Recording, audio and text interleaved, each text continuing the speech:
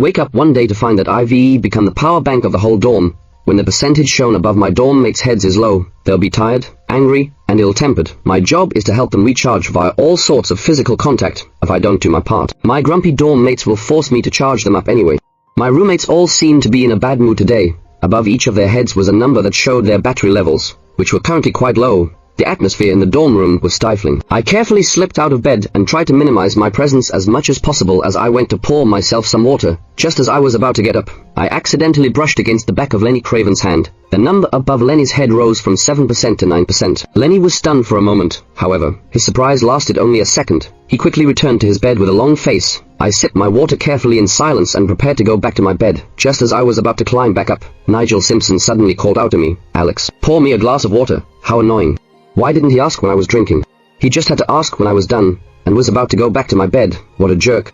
"Okay," I said meekly. Unfortunately, I was just a coward in a dorm room where everyone else was over 6 feet tall. My height of 59 made me look especially small, hence, everyone could push me around as they pleased. However, my dorm mates had all been exceptionally kind to me. That was why I willingly complied with their wishes. When I walked over to Nigel to hand him his glass of water, he had just completed his experiment, but it was a failure, as the percentage value above his head dropped. His emotions became visibly unstable. He angrily pushed his chair back hard and bumped right into me. Losing my balance, I fell straight into Nigel's arms. The water spilled everywhere, soaking his clothes. Nigel wrapped his arms around me steadily.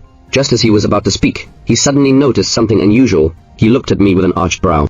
I watched the number above his head rise from 6% all the way to 15% and stayed there. He leaned closer and held me tightly. "Alex, hugging you seems to make people feel better." I panicked and tried to get up, but Nigel grabbed my wrist and sat me back down. He held me even more securely in his arms. "I am in a bad mood. Stay and help me recharge for a bit," he said with a bright, easy smile. Those enchanting eyes of his could make anyone fall for him. I was no exception, staring at that handsome face so close to mine. I nodded before I could even think. He hugged me in his arms and buried his face against my neck and shoulder, nuzzling me intensely. I felt uncomfortable due to him rubbing himself all over me, and I was about to push him away when I looked up and saw Lenny. He looked at me and said coldly, "I want you to." Seeing that Nigel had no intention of letting go, Lenny pulled me out of his arms brusquely. Nigel glared at Lenny, and Lenny stared back at him. "How shameless of you to keep him all to yourself." Then, he wrapped his arms around me tightly right in front of Nigel. Lenny carried a faint scent of honey. The sweet scent he gave off was easy on the nose. But then, Lenny suddenly kissed my earlobe. A tingling sensation spread through my whole body, startling me so much that I shoved him away. This wasn't right.